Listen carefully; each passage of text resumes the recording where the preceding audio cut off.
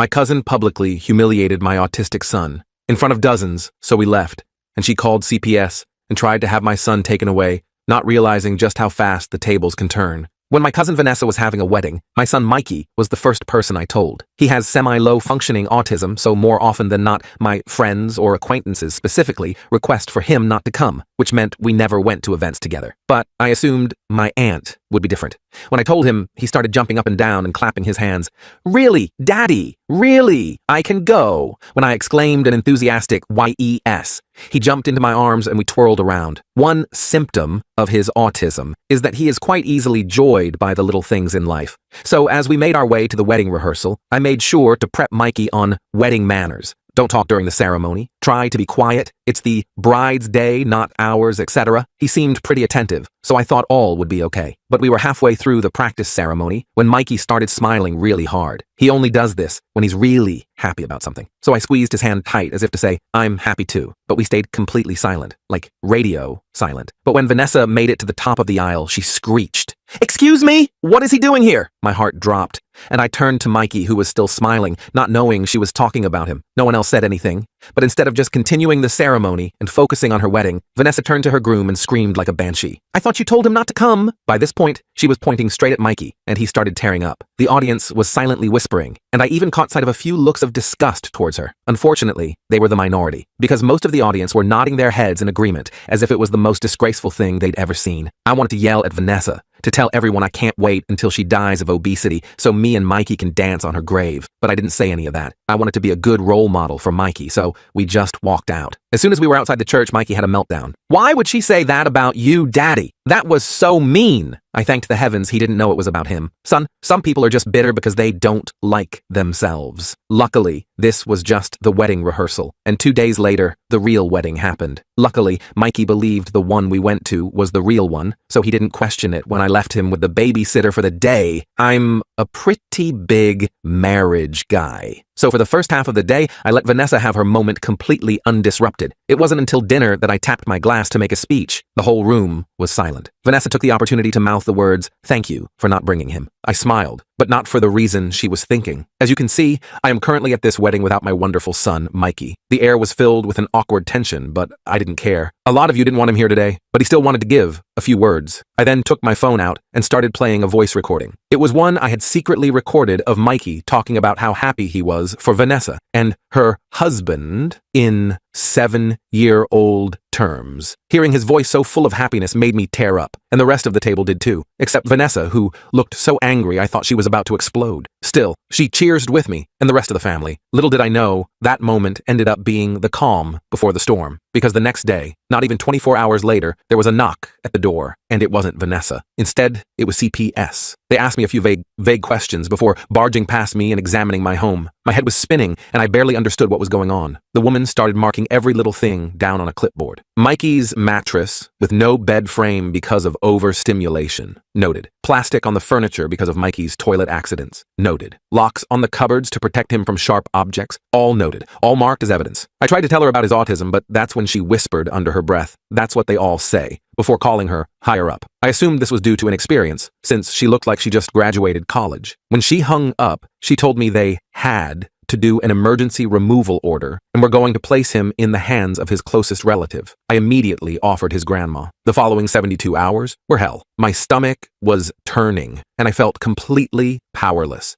And above everything, I was angry. I knew somehow Vanessa was behind this, and once everything was said and done, I planned on making her pay. This wasn't just about excluding him from a wedding anymore. She was trying to take my son away permanently. As I sat in my empty house, surrounded by Mikey's toys and clothes, I started making phone calls. First to a lawyer who specialized in family court and disability rights. Then to my mom, who confirmed they hadn't placed Mikey with her despite my request. Then to Mikey's developmental pediatrician, who was outraged when I explained the situation. Nobody messes with my son. Nobody. Vanessa had no idea what she'd just started. I spent the next morning frantically gathering every document I could find related to Mikey's care. Medical records, therapy assessments, school IEPs, notes from his pediatrician, anything that would prove I was a good father. My hands were shaking so bad I could barely organize the papers. I kept thinking about Mikey and where he might be. Was he getting his medications? Did they know about his sensory issues? Was someone making sure he had his special blanket at night? right? I called his developmental pediatrician, Dr. Chen, again to see if she could write a letter explaining his accommodations. She was absolutely furious about the situation. I've been Mikey's doctor for 5 years. Those accommodations are medically necessary, not neglect. She sounded personally offended. I'll have a letter for you within the hour, and I'm happy to testify if needed. While waiting, I reached out to my neighbor Morgan, who works as a special education teacher. She's known Mikey since he was 4 and has helped me implement a lot of his home strategies. She immediately offered to write a character reference. This is absolutely ridiculous, she said. I see you with Mikey every day. You're the most devoted father I know. By noon, I had a small stack of documentation and was on my way to meet with the lawyer I'd called Elizabeth Reyes. She specialized in cases involving children with disabilities and came highly recommended by a parent support group I belonged to. Her office was small, but welcoming, with children's drawings on the walls. Elizabeth was all business, though, taking detailed notes as I explained everything from the wedding invitation to the CPS visit. So, you believe your niece made this call as retaliation for the recording? She asked, raising an eyebrow. I nodded. I know it sounds paranoid, but the timing is too perfect. Less than 24 hours after I embarrassed her at her wedding, CPS shows up? Elizabeth didn't look surprised. Unfortunately, false CPS reports as revenge happen more often than you'd think.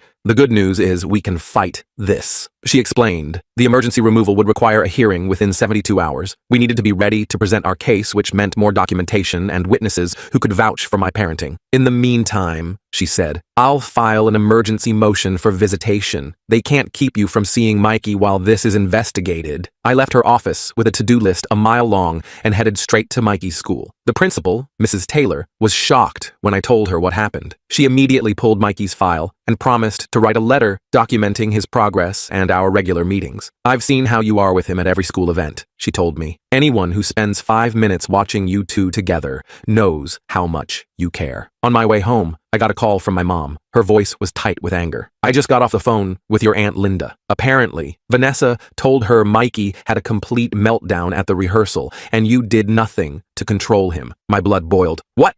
He was perfectly quiet until she started screaming. I know, Mom said, but she's telling everyone you're neglectful and that Mikey is dangerous and out of control. Linda mentioned Vanessa was worried you're not equipped to handle his needs. That explained the CPS call. Vanessa had painted me as an incompetent father who couldn't manage his son's disability. The realization made me sick to my stomach. When I got home, there was another surprise waiting. A Facebook message from Thomas, Vanessa's new husband. It simply read, I had nothing to do with this. I'm sorry. I wasn't sure whether to believe him or not, but I screenshotted it anyway. Could be useful later. My phone rang again. Unknown number. I answered hesitantly. Mr. Williams, this is Jordan from Child Protective Services. I'm Mikey's assigned caseworker. My heart skipped. Where's my son? Is he okay? He's currently in an emergency placement with a foster family experienced with autistic children. His voice was kinder than the woman who'd come to my house. I understand you requested placement with your mother. Yes, I said quickly. She knows his routines, his medications, everything. We're looking into that option, but I wanted to let you know you've been approved for a supervised visit tomorrow at 2 p.m. at our office. I nearly collapsed with relief. Thank you. I'll be there. After hanging up, I immediately called Elizabeth to update her. She was pleased about the visit, but warned me to be careful. They'll be watching your interactions closely, she cautioned. Be natural, but stay calm. Even if Mikey is upset, don't say anything negative about CPS or make accusations about your niece. That night was the longest of my life. I kept walking into Mikey's room, expecting to see him curled up with his dinosaur plushies. The empty bed made my chest hurt. I ended up sleeping on his floor just to feel close to him. The next day, I arrived at the CPS office an hour early, clutching Mikey's favorite comfort item, a soft blue octopus toy he called Squish. The waiting room was depressing, all faded posters and uncomfortable chairs. I watched the clock tick by agonizing minute. When they finally brought Mikey in, I had to physically restrain myself from running to him. He looked exhausted, with dark circles under his eyes. When he saw me, his whole face lit up. Daddy! He launched himself at me, and I caught him in a tight hug. Over his shoulder, I could see the caseworker, Jordan, watching us with a neutral expression. Hey, buddy, I said, my voice thick. I missed you so much. Mikey was talking a mile a minute, telling me about the strange house and the lady who doesn't cut sandwiches right. It broke my heart that he didn't understand why he couldn't come home with me. When our hour was up, the meltdown was catastrophic. He clung to me, screaming and sobbing. I tried the calming techniques we always use, but nothing worked. The more upset he got, the more I worried it looked bad for me. I want to go home, he wailed, as a staff member tried to gently pry him away. I want my daddy. It took everything I had not to break down myself as I watched them carry my hysterical son down the hallway. Once he was out of sight, I sat in my car and sobbed. Back at home, I checked my email to find Dr. Chen had sent her letter, emphatically stating that all of Mikey's home accommodations were appropriate and recommended. I forwarded it to Elizabeth, just as my phone rang again. It was my mom. I just got a call from CPS. They're doing a home inspection tomorrow to see if I can take Mikey temporarily. This was progress. If they approved Mom's house, at least Mikey would be with family until we could get him home. That's great, Mom. Did they say anything else? There was a pause. Just that they received additional concerns about your care of Mikey. My stomach dropped. Additional concerns? From who? They wouldn't say, but I have a pretty good guess, she said grimly. Vanessa was doubling down. I wondered what new lies she was telling now. The thought made me angry enough to do something I probably shouldn't have. I called her directly. To my surprise, she actually answered. What do you want? Her voice was cold. I want to know why you're trying to take my son away from me, I said, struggling to keep my voice steady. She scoffed. I'm not doing anything except expressing legitimate concerns about my nephew. Mikey needs professional help. Not just you making excuses for his behavior. He has professional help. He has doctors and therapists, and he still can't behave properly in public, she interrupted. The way you let him act at my rehearsal proves you can't handle him. I was so stunned I could barely speak. He was completely quiet until you started screaming at him. That's not how I remember it, she said smugly. And neither do most of the guests. That's when it hit me. She was getting other people to make statements against me. I hung up before I could say something I'd regret. I immediately called Elizabeth to tell her about the conversation. She advised me not to contact Vanessa again and to document everything that had happened so far. I spent the rest of the evening writing a detailed timeline, from the wedding invitation to the CPS visit. The hearing was scheduled for the next day. Elizabeth met me outside the courthouse, looking confident in a crisp suit.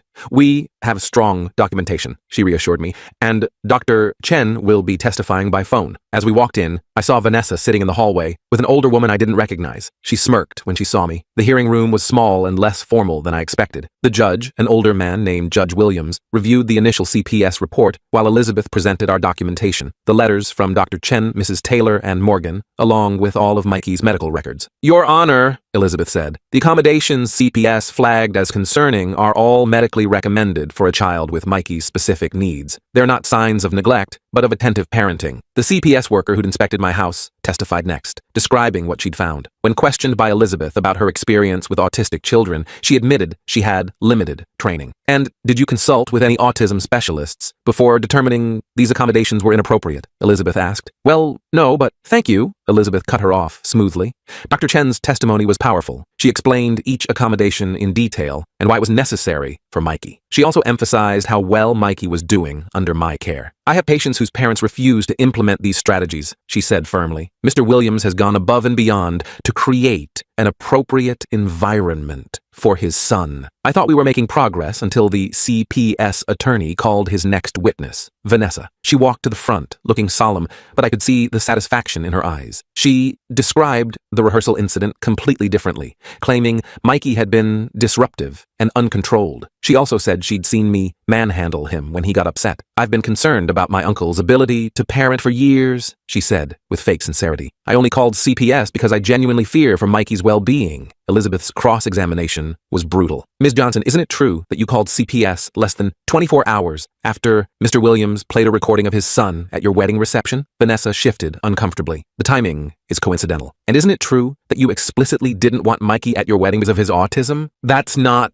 Yes or no, please, Vanessa glared. I wanted an adult-only wedding. Elizabeth smiled slightly. Yet several children were present, correct? Your flower girl, ring bearer, and at least 3 other guest children. Vanessa's face flushed. Those children know how to behave. So it wasn't an adult-only wedding. You specifically didn't want one child, Mikey, because of his disability. The judge was watching Vanessa carefully now. Elizabeth continued her questioning, establishing that Vanessa had rarely interacted with Mikey before the wedding and had no expertise in autism or child development. One final question, Elizabeth said. Did you tell your guests that Mr. Williams shouldn't bring Mikey to the rehearsal? Vanessa hesitated. I might have mentioned it to a few people. So you deliberately excluded a child based on his disability, then called child services when his father brought attention to this discrimination? Objection, the CPS attorney called. Argumentative, Sustained, said the judge, but he was frowning at Vanessa. When it was time for closing statements, Elizabeth emphasized that while Mikey's care might look unusual to someone unfamiliar with autism, everything in my home was designed for his well-being. The only evidence against my client is the testimony of a woman who has demonstrated clear bias against his son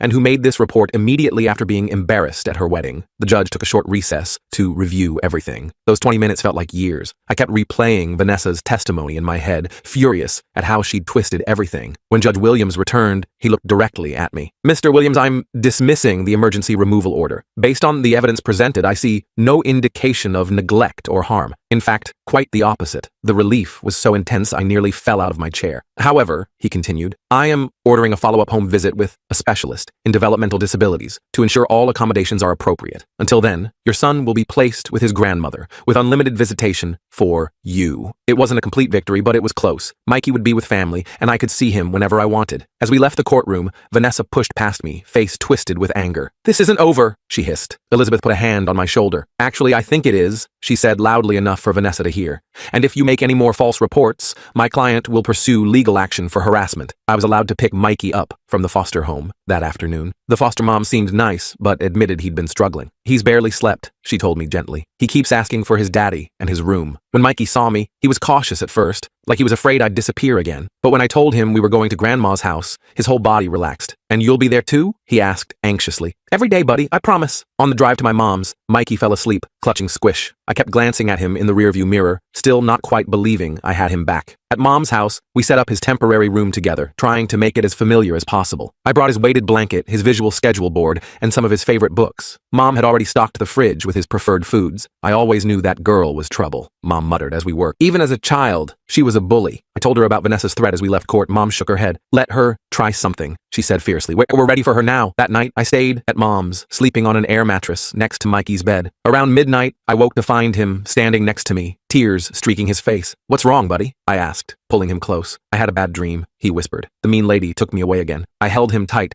promising no one would ever take him away. Eventually, he fell back asleep in my arms, and I carefully carried him back to bed. The next morning, I got a call from Jordan, the CPS caseworker. The specialist would be doing their home visit at my house the following day. We arranged for Mikey to be there too, so they could observe us in our normal environment. For what it's worth, Jordan said, after reviewing Dr. Chen's letter and the judge's decision, I don't anticipate any issues. I spent the day deep cleaning the house and making sure everything was perfect. Mom helped me organize Mikey's medication chart and therapy schedule to show the specialist. That evening, I got a strange text from an unknown number. Check your email. You need to see this. I opened my email to find a message with no subject line. The attachment was a video file. I clicked play and felt my blood run cold. It was footage from Vanessa's wedding reception, taken by someone at a nearby table. It showed me giving my toast and playing Mikey's recording, but it also captured what happened after, when I thought no one was watching. Vanessa was leaning close to several guests, pointing at me and clearly talking about me. The camera was too far away to catch what she was saying, but her gestures were animated and angry. Then came the decisive moment. She pulled out her phone, typed something, and showed it to the person next to her, who nodded encouragingly. The time stamp on the video was 9:47 p.m. According to my CPS documentation, the initial report was made at 9:52 p.m., 5 minutes later. I immediately forwarded the video to Elizabeth with the message, "Proof Vanessa made the call from the wedding reception." Her response came quickly. "Bingo. Who sent this to you?" I realized I still didn't know. I replied to the unknown number. "Thank you. Who is this?" The response shocked me. "Thomas, Vanessa's husband. I'm sorry about all of this. I tried to stop her. I didn't know what to make of this. Was he genuinely sorry, or was this some kind of trap? I decided to be cautious. "Why are you helping me?" I texted back. "Because what she's doing is wrong," came the reply. "She's been obsessed with making you pay for humiliating her. She even convinced her bridesmaid to make a false statement to CPS. This was huge." I called Elizabeth and read her the texts. She advised me to ask Thomas if he'd be willing to provide a statement, but not to pressure him. "Be careful," she warned. "If Vanessa finds out he's helping you, it could create an even bigger problem." I texted Thomas again. "Would you be willing to tell the truth to CPS?" The response took almost an hour. "I'll think about it, but Vanessa can't know it was me." The next day was the home visit with the specialist. Dr. Ramirez was nothing like the first CPS worker. She was older, experienced, and immediately got down on Mikey's level to talk to him. She asked him to show her his room, his toys, his schedule board, treating him with respect rather than pity. She spent 2 hours observing us together, asking thoughtful questions about our routines and watching how Mikey and I interacted. She nodded approvingly when she saw his sensory corner and the picture communication cards we used when he was overwhelmed. "You've created a very supportive environment," she told me as we wrapped up. My report will reflect that. I felt a weight lifting off my shoulders. We were almost through this nightmare. I just needed her official report, and then Mikey could come home permanently. That evening, I got another text from Thomas. Vanessa knows someone sent you the video. She's furious. Be careful. Before I could respond, my phone rang. It was Jordan from CPS. Mr. Williams, I'm calling because we've received another report regarding Mikey. My heart sank. What now? The caller claims you've been medicating your son unnecessarily to control his behavior. I couldn't believe it. That's completely false. His medications are all prescribed by Dr. Chen. I have the records to prove it. I understand, Jordan said, sounding tired. Given the circumstances and the judge's previous ruling, we're not taking action on this report. But I wanted you to be aware. Vanessa was getting desperate. The fact that this new accusation wasn't being acted on suggested CPS was starting to see through her tactics. But I was still worried about what she might try next. I called Elizabeth again to update her on the new development. This is actually good for us, she said. Multiple false reports strengthen our case if we need to take legal action against her for harassment. What should I do now? I asked. Document everything, and I think it's time we have a serious conversation about a restraining order. The next day, Dr. Ramirez's report came in. As expected, it was extremely positive, concluding that my home was ideally suited to meet Mikey's developmental needs and that our bond was secure and nurturing. She specifically noted that all medications and therapies were appropriate and well managed. Jordan called that afternoon. Based on Dr. Ramirez's assessment, we're closing the case. Mikey can return home immediately. I nearly cried with relief. Thank you. Mr. Williams, Jordan added, off the record, I want to apologize for how this was handled initially. The first caseworker should have recognized the specialized accommodations for what they were. I appreciated his candor, but all I could think about was bringing Mikey home. I drove to my mom's house immediately to share the news. Mikey was ecstatic, jumping up and down and flapping his hands, his way of showing extreme happiness. Mom hugged me tightly, tears in her eyes. I knew they'd see the truth, she whispered. As we packed up Mikey's things, my phone buzzed with a text. It was Thomas again. Just heard CPS close the case. Vanessa is planning something else. Watch your back. I stared at Thomas's text for a long minute, my hands starting to shake. Just when I thought the nightmare was ending, Vanessa was planning something else. What the hell did that even mean? I deleted the message and shoved my phone in my pocket, not wanting Mom to see how freaked out I was. Mikey was buzzing around the bedroom, happily packing his dinosaur toys and chattering about going home. Daddy, can we get ice cream on the way home? The kind with the rainbow sprinkles? Mikey was practically vibrating with excitement. I forced a smile, trying not to let my new anxiety show. Absolutely, buddy. Extra sprinkles even. I ruffled his hair as Mom gave me a knowing look over his head. Everything okay? She asked quietly, while Mikey was distracted with organizing his stuffed animals by size. I hesitated, then nodded, just ready to get him home. We loaded everything into my car, and Mom gave Mikey an extra long hug. I thanked her about 50 times for everything she'd done. The drive home was filled with Mikey's excited chatter and, as promised, a stop for ice cream. Walking back into our house together felt surreal after the hell of the past week. That night, after getting Mikey settled back into his own bed, I sat down at the kitchen table and tried to think. Vanessa clearly wasn't finished with us. I couldn't keep living in fear of what she might do next. It was time to go on the offensive. I called Elizabeth first thing the next morning while Mikey was eating breakfast. I need to know what my options are here, I told her. Thomas says Vanessa is planning something else against us. Elizabeth didn't hesitate. We have multiple documented false reports now. That's harassment, potentially defamation, depending on what she's told people. We could file for a restraining order or even pursue civil damages. I just want her to leave us alone, I said, watching Mikey carefully arrange his cereal in patterns only he understood. What's the fastest way to make that happen? Let me draft a cease and desist letter. Coming from a lawyer, it might be enough to scare her straight. And if not, it establishes a paper trail for further legal action. I agreed, and Elizabeth promised to email me the letter by end of day. Meanwhile, I called Dr. Chen to update her on the situation and scheduled an appointment to get Mikey back into his routine. With Mikey back at school the next day, I tried to settle back into normal life. His teacher, Mrs. Wilson, had been amazingly supportive through everything, sending home activities during his absence and making his return as smooth as possible. She pulled me aside during drop-off. I just want you to know we're all on your side here, she said. The whole staff knows what happened.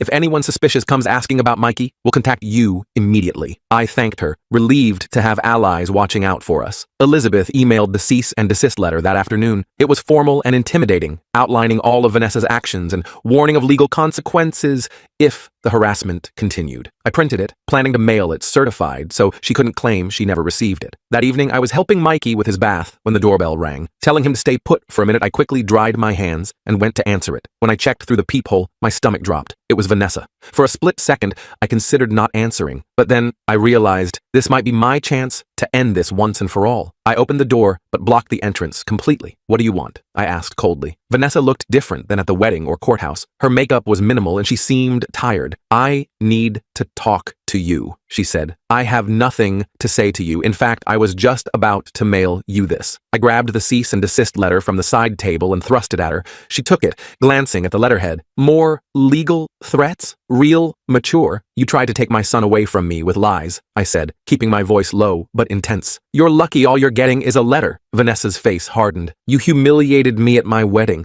in front of everyone I know. You humiliated yourself when you screamed at a disabled child, I countered. Now get off my property before I call the police and report you for harassment. I started to close the door, but Vanessa stuck her foot in the way. Wait, Thomas left me. That stopped me cold. What? He left me? She repeated, her voice cracking slightly. 3 days ago. Said he couldn't be with someone who would do what I did to Mikey. I didn't know what to say. Part of me felt a flash of vindication, but seeing her obvious distress made it hollow. That's between you and Thomas, I finally said. It has nothing to do with me or Mikey. He was helping you, wasn't he? She looked up at me, her eyes narrowing. The video. It had to be him. I kept my face neutral. The last thing I needed was to get Thomas in more trouble if there was any chance of reconciliation between them. Doesn't matter who sent it. What matters is you were caught in your lies.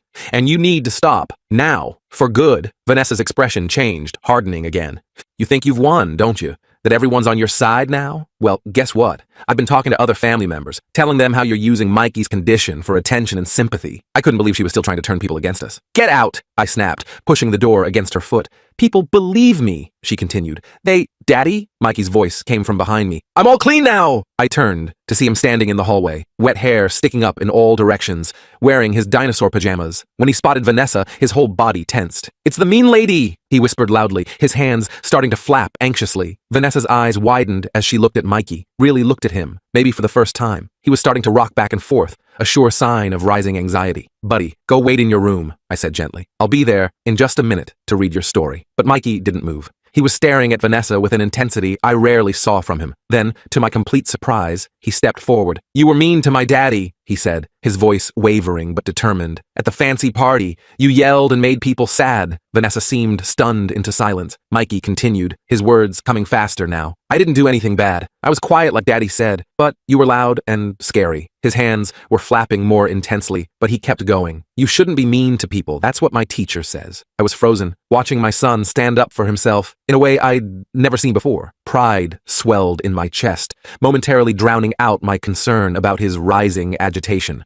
Vanessa looked from Mikey to me, her expression unreadable. Then, without another word, she turned and walked away. I closed the door and immediately went to Mikey, who was now in full stimming mode, rocking and flapping. Hey buddy, that was really brave, I said, guiding him back to his bedroom. I'm so proud of you for using your words. It took longer than usual to get him settled that night. The encounter with Vanessa had triggered his anxiety, and we had to go through his calming routine twice before he was relaxed enough for sleep. As I sat beside his bed, watching him finally drift off, I wondered if Vanessa's unexpected visit was the something else Thomas had warned about, or if there was more coming. The next morning, I got a surprising email from Jordan at CPS. He wanted to meet with me to discuss some new developments. My stomach nodded instantly, but I agreed to see him during Mikey's school hours. Jordan met me at a coffee shop, looking uncomfortable. I wanted to talk to you off the record, he said, after we sat down. We received another report about you yesterday. My hands clenched around my coffee cup. Let me guess. From my niece Vanessa? Jordan shook his head. That's just it. It wasn't from her. It was from someone named Charles Johnson. Claims to be your uncle. I blinked in confusion. I don't have an uncle, Charles. The only Charles in the family is realization dawned. That's Vanessa's dad, my mom's brother. Jordan nodded slowly. The accusations are almost identical to your niece's, too similar to be coincidence. She's using her dad to make the reports now, I said, the pieces clicking into place, since she knows you're onto her. Normally, we'd have to investigate any new report, Jordan explained. But given the pattern here and Dr. Ramirez's recent positive assessment, my supervisor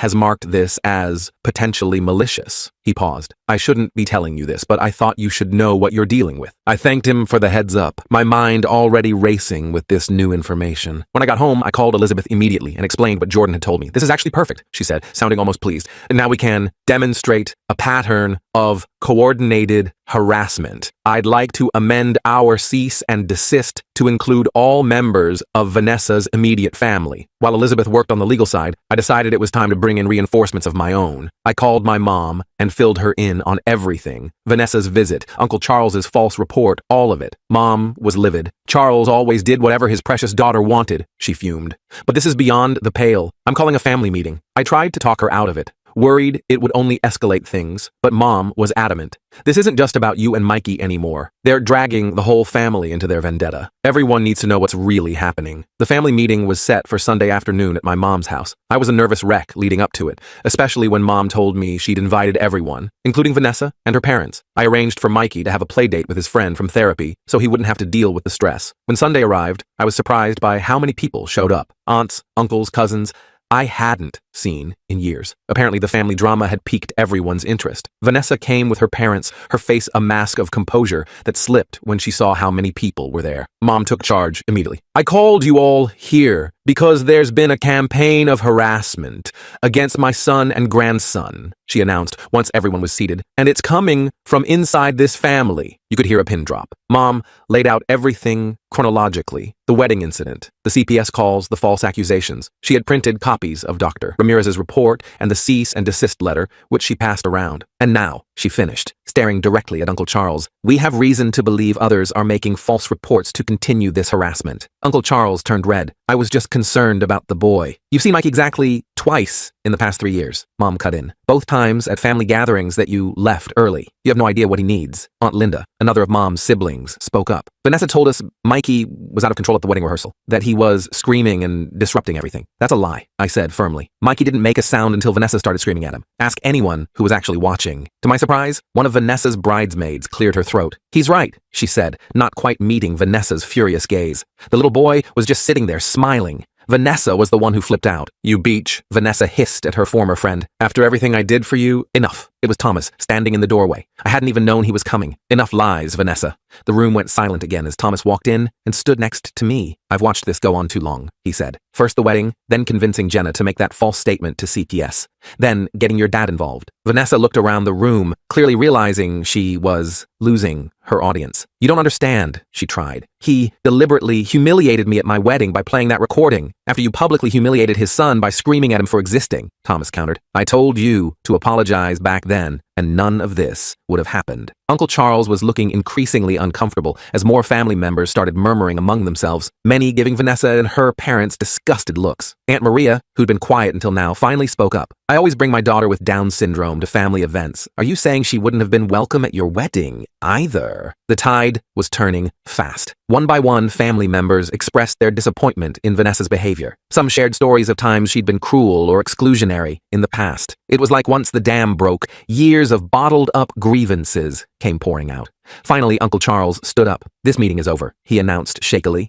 Vanessa, Linda, we're leaving. But before they could go, my mom stepped in front of the door. Not until I make something perfectly clear, she said. If any of you make another false report, contact CPS, or spread lies about my son or grandson again, I will personally make sure every person in this family knows exactly what kind of people you are. And we will pursue every legal option available to us. The room erupted in supportive agreements. Vanessa looked around at the unified front against her and finally seemed to understand she'd lost. Without another word, she pushed past my mom and left, her parents hurrying after her. Thomas stayed behind. I'm sorry I didn't stand up to her sooner, he told me. I kept hoping she'd come to her senses. I nodded, still processing everything that had just happened. Thank you for coming today. It made a difference. In the days that followed, the family rallied around us in ways I never expected. Aunt Maria invited Mikey for a play date with her daughter. Uncle James, who I'd barely spoken to in years, called to ask if Mikey might like to try fishing at his lake house. It was like Vanessa's attempts to isolate us had backfired completely. Elizabeth called a week later with good news. We've received formal written agreements from Vanessa, Charles, and Linda that they will cease all communication about you and Mikey, direct or indirect. They've acknowledged that any further false reports will result in immediate legal action. So it's really over? I asked, hardly daring to believe it. It looks that way, she confirmed. How are you and Mikey doing? I glanced out the window where Mikey was playing in the backyard, carefully examining bugs with a magnifying glass, completely in his element. We're doing great, actually. Better than before all this happened. And we were. The whole ordeal had been terrifying, but something unexpected had come from it. For the first time, Mikey was truly included in the family. People who'd previously made excuses not to interact with him were now making efforts to learn about autism and accommodate his needs. 2 months later, we attended a family barbecue at my cousin William's house. Mikey was nervous at first, clutching my hand as we approached the crowd. But then Aunt Maria's daughter spotted him and ran over, grabbing his free hand. "Come see the sprinkler. It's super splashy," she exclaimed. And after a questioning look at me and my encouraging nod, Mikey let himself be led away. I watched him playing with the other kids, his happy flapping, drawing curious but kind questions from his cousins rather than stares or whispers. Someone handed me a beer, and I turned to see Thomas. "He seems to be having a good time," he observed, nodding toward Mikey. "Yeah," I said, feeling a deep contentment I hadn't experienced in a long time. "He really is."